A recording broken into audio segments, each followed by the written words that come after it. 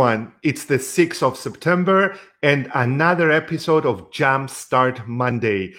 Hope you're all having a productive week ahead. And good morning also to Sophia, who is joining us today. Good morning, Sophia. Good morning. What do we have for today, Sophia? What's going on today? So today we are starting a series that will help you become 2 times better communicator than you are right now. Excellent. And we are starting this series because it's the start of the school year. It's the start of the month. And we want to give you more value using Jumpstart Monday. And I will let you, Michael, explain who this series is for. Okay, this series, as Sophia has correctly said, is about becoming better communicators, more effective and efficient communicators. You can improve based on our stats and based on other people that we have trained from 50% to 100%. And this is for entrepreneurs and solopreneurs who want to increase their chances of landing the job, of becoming more effective and efficient whilst communicating. Because as we said in previous episodes, everyone communicates, but very few people connect. But it is also for managers and leaders in order to get across to their teams and help them carry their message through and become more inspiring as well. And for speakers and trainers across the globe. So this role is for everyone because we can change roles from one to the other. A leader can be a speaker and a manager can also be a presenter. So 2 tips every week, Sophia. Shall we start with the first one? Let's go. The first one is use storytelling. Let me start with a study that was done a few years ago by 2 anthropologists. They bought random items on eBay with no great value, approximately $1.25 per item, and they found 200 authors to write a story for each and every item. They made the story very emotional, and then they placed the same items on eBay to be sold. You want to guess what happened? Those items were sold for $8,000 altogether. So we have an increase, and correct me if I'm wrong, Sophia, over 3,000%, all because there was a story in there. Yes. So if you're a communicator, if you're a presenter, if you're trying to pitch an idea, if you do have a story, and if you manage to tell that story in a way that is emotional, then you increase your chances, let's say by 3,000, if not more percent, to become more persuasive, to become more sympathetic, and to drive your message and your product across. So let's see, what else can we say about storytelling, Sophia? I think stories is something that is used a lot in the entertainment industry as well to help Very us true. get engaged, and this is the reason we are continuing to consume content. Before we tell you how you can use stories, let me tell you something that will drop your tension just a bit. A story should have a beginning, a middle, and an end, but not necessarily in that order.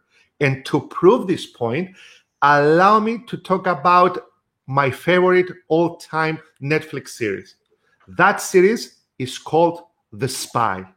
And in that series, the director started the movie, and that's the one that you now see on your screen. If you haven't watched it, I highly suggest that you watch this series.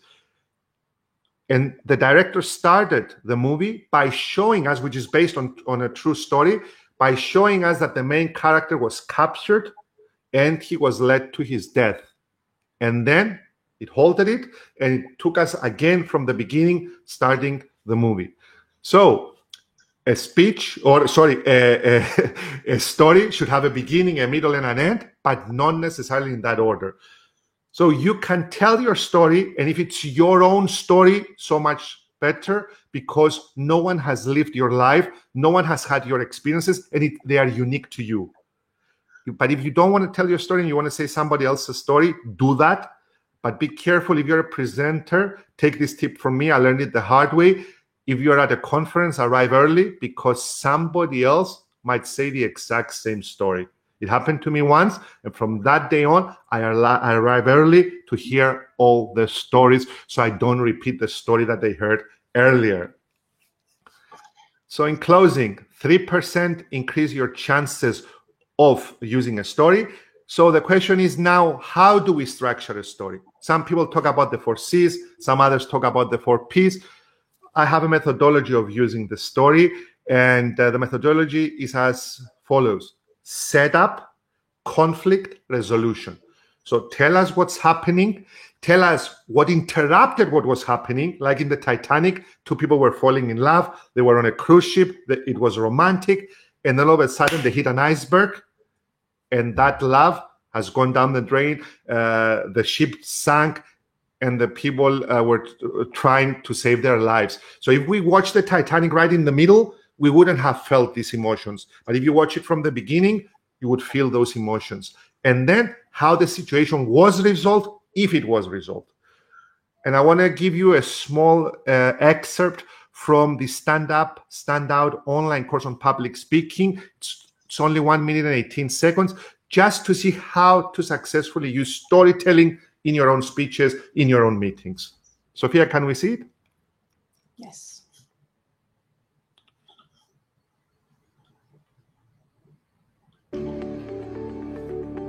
I've personally coached hundreds of people like you through my Address for Success courses, from students to executives of companies the likes of the Big Four, to artists, to even single parents. They all have one thing in common, and that is that they want to grow and push the limits of their capabilities all the way.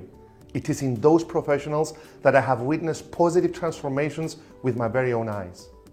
At the beginning, some of them trembled, others were sweating, and a few of them might even consider giving up. But the ones who finally succeeded were not the most talented, but the most tenacious. The ones that worked hard and yearned to learn something new. I've seen incredible transformations from speakers who didn't believe in themselves and never thought they would be able to captivate and inspire an audience. But I have also seen transformations from those who were slightly more confident, but willing to improve their performance. Both groups of speakers went on to achieve amazing things. I look forward to taking this journey with you, so let's begin. First and foremost, even before you start crafting your speech, it is important to understand who you're talking to so that you know how to address them with success. Okay. So guys, it wasn't the exact video I wanted to show. It was a video about setup, conflict resolution. I will send you the video. I will post it up so you can see how you can structure. It's an example from Malala, and I will post it with a link so you can see the video and understand exactly what it is. So let's move to our second tip, Sophia. Being succinct. And before I give you why you should be succinct, let me show you an excerpt from my visit at Google to see exactly what somebody asked me, and then I will tell you why we should be succinct.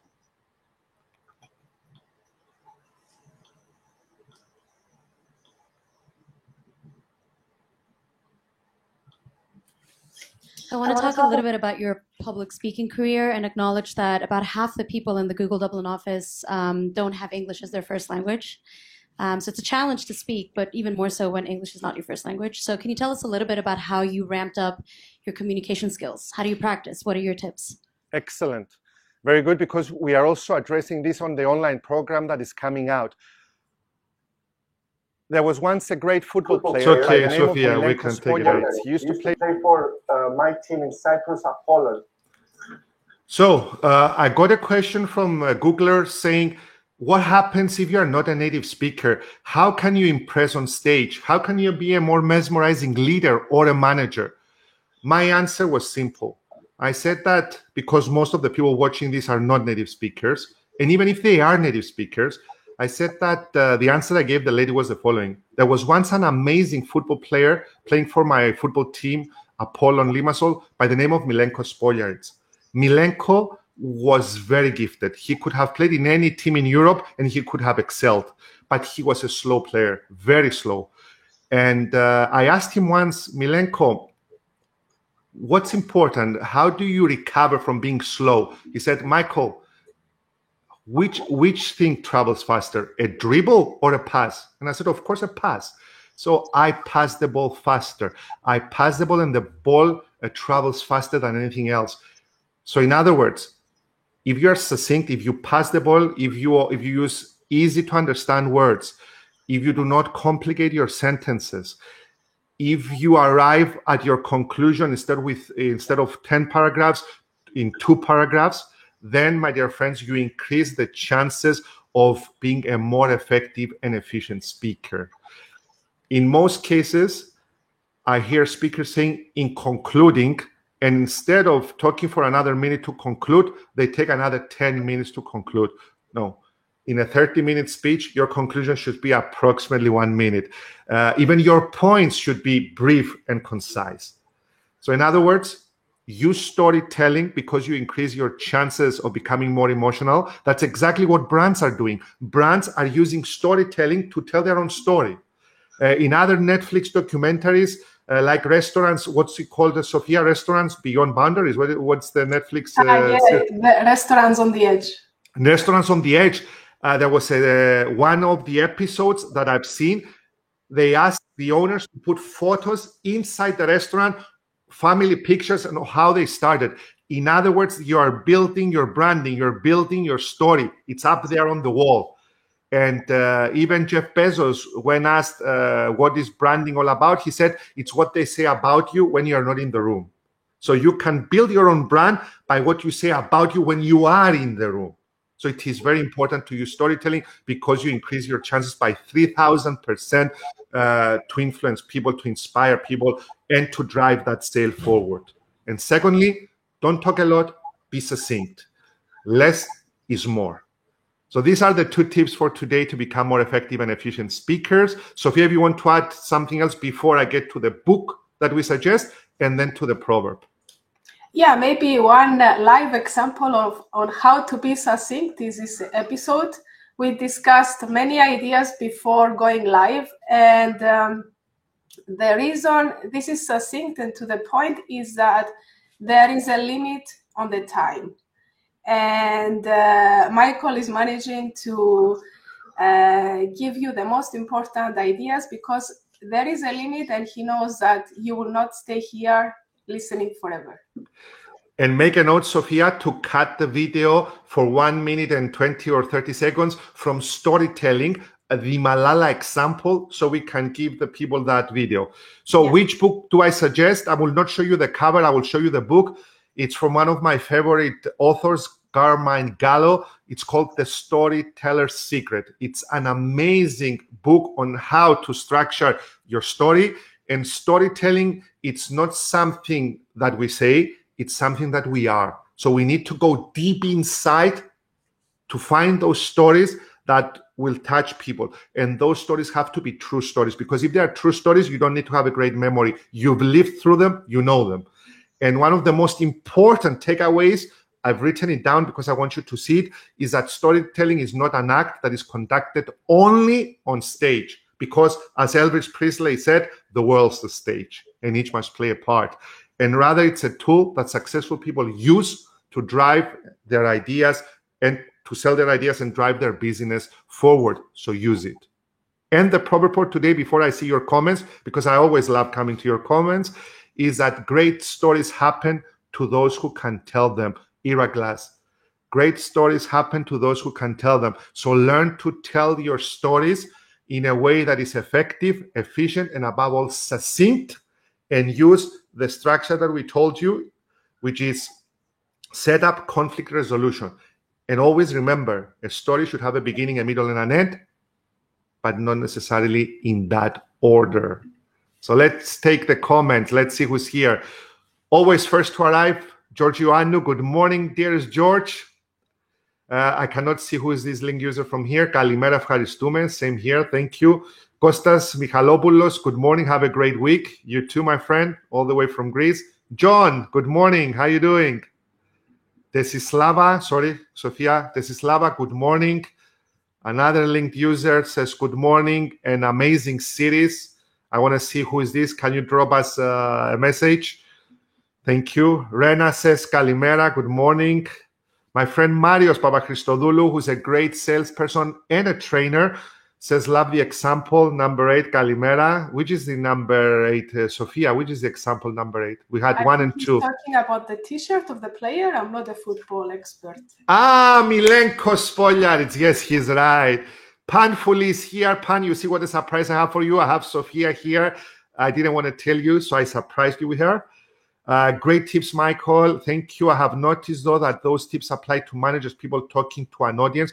Do those tips also apply to an employee trying to teach their manager? How can an employee reach and connect with their manager, supervisor? Excellent question. Thank you for giving us a chance to answer this. And here it goes. And I will also ask Sofia, but let me tell you first what I learned from my father. I used to go into my late father. I used to go into the conference room, and my father was working. If he looked at me like this, over his glasses, what do you want? I knew that I should leave. But if he took his glasses off and says, what do you want, son? Or what do you want to somebody else? Then I knew I could talk a little bit longer. So when people see you like this, if you still want to talk, be succinct. When people look at you like this, if you still want to talk a little bit longer, but always have in mind to be succinct. And involve people faster. Try to get them to understand. When I said, good morning, Sofia, she didn't say good morning to you. She said, today, this is what we have. And then she said, good morning. So say good morning, of course, but give the juice early on. Especially if you're an employee talking to your manager, because people nowadays, or managers nowadays, most of them do not have lack of money, but all of them, most of them have lack of time. So respect that time by being succinct, and storytelling can involve them. It can help them lean forward. So yes, it applies to employees as well. Sofia, anything you want to add? Yeah, because you work in a lot of companies. I think one of the most important things or one of the most important challenges of an employee is to actually be able to get through and connect with your manager. And as well as lack of time, managers these days have lack of attention. They have a lot of things in their mind. So in order to draw their attention, it's good to have a story ready so you can pass your point across. Amazing. Practice makes perfect. Cristalla, yes. Good morning, Michael and Sofia. Good morning, Cristalla. Andreas, good morning. How you doing? Mohammed, good morning. How you doing, my friend? And Sofia, I leave the best comment for last for you as well. Thank you. Thank you, Pan. You're always a gentleman, Pan, always. And let's see if George is happy with our reply. He is happy. Guys, have a productive week ahead. Make sure that if you have any meetings, be succinct and use storytelling. And it also applies with your kids, because do not forget, we were brought up with once upon a time. So see you all next Monday. Take good care.